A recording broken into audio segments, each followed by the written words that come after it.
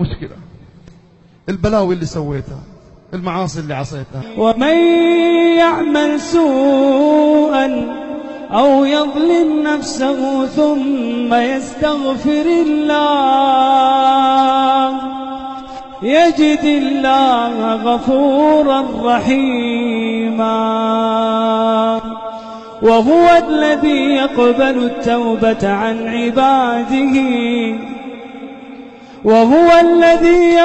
التوبة عن عباده ويعفو عن السيئات.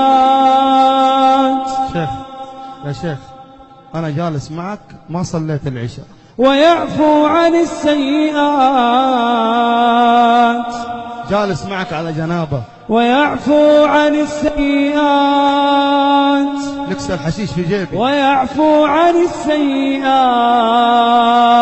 زنا.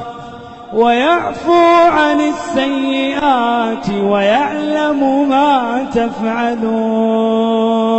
لواط. إلا من تاب وآمن وعمل عملا صالحا فأولئك يبدل الله سيئاتهم حسنات وكان الله غفورا رحيما.